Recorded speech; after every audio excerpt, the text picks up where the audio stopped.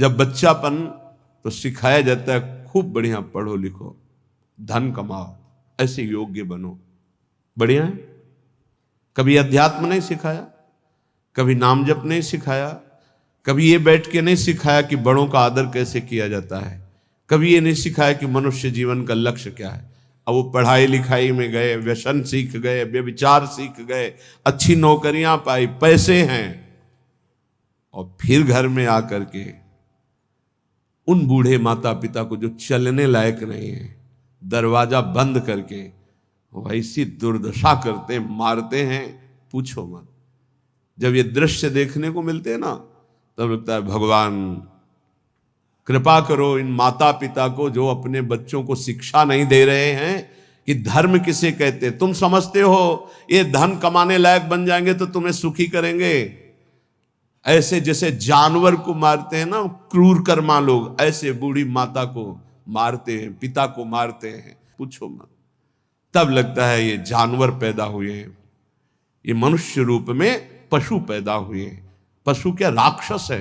मानहि मातु पिता नहीं देवा, साधुन ते करवावें सेवा, जिनके ये आचरण भवानी, भगवान शंकर कहते निश्चर सम जानो प्राणी। निश्चर कहते राक्षस को, वो राक्षस है। तुम अपने संतानों को राक्षस मत बनाओ।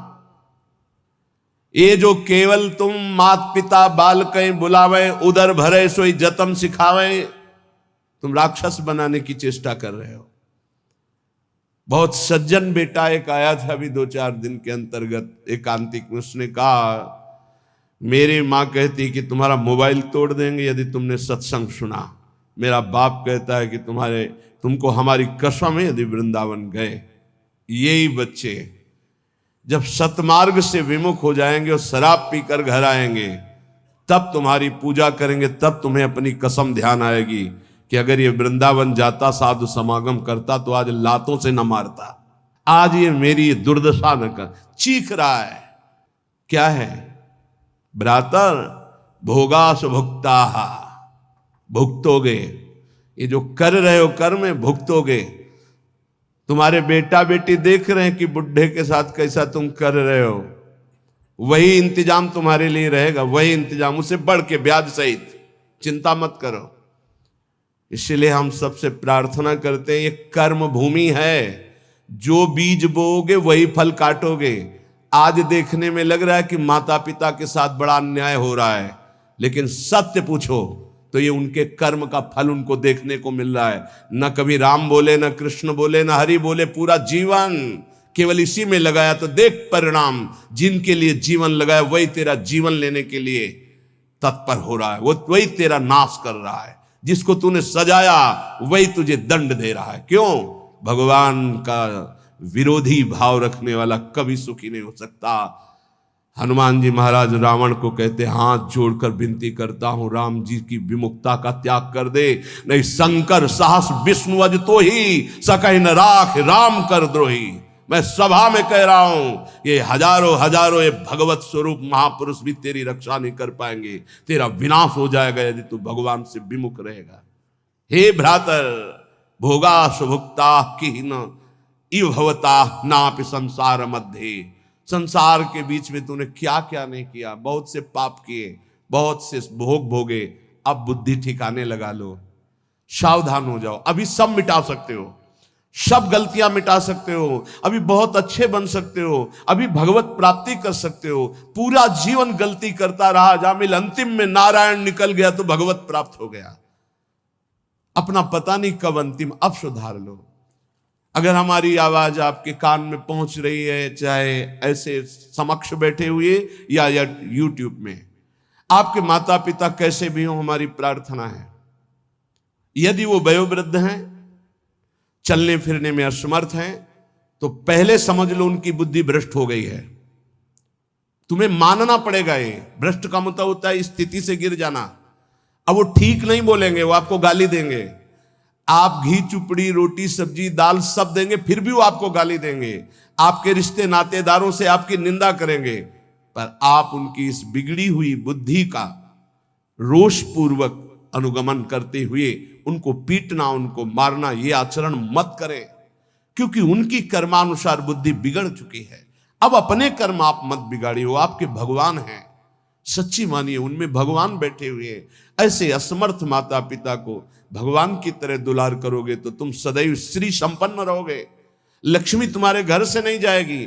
और जिन घरों में माता पिता को त्रास दिया जाता है, जिन घरों में आए हुई पानी ग्रहण करके पत्नी के साथ अनर्थ नाना प्रकार की दोष वृत्तियां, वो घर कभी श्री संपन्न नहीं हो सकता, सुख संपन्न नहीं हो सकता।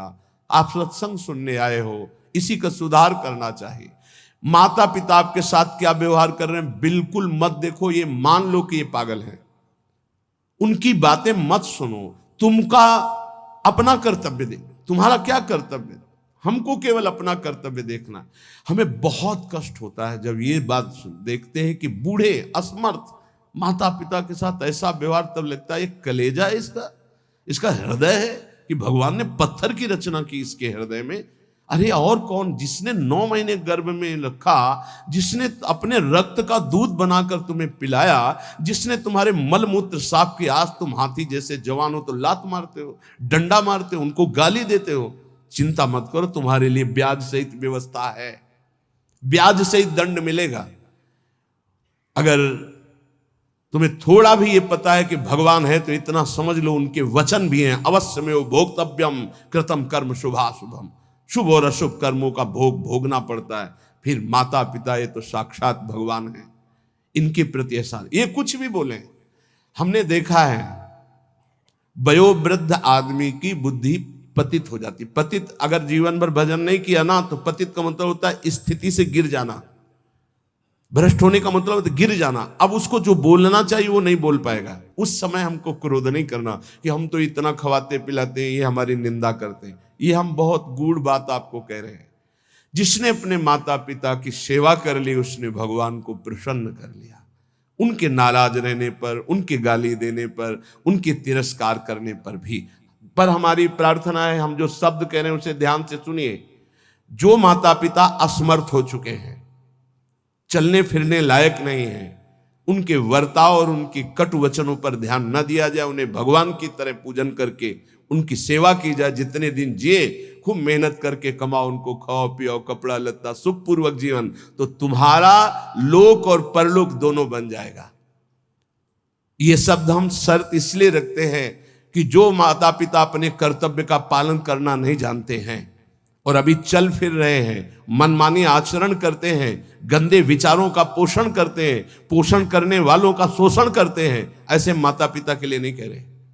हम उन असमर्थ माता पिता के लिए कह रहे हैं कि जिनकी वास्तविक बुद्धि बिगड़ चुकी है, शरीर सेवा में समर्थ स्वयं नहीं रह गया है। अब हमारा कर्तव्य बनता है वो गाली दे, वो पड़े पड़े हगे, तो भी हमें उनकी सेवा करनी चाहिए। निश्चित भगवान प्रसन्न हो जाएंगे, निश्चित।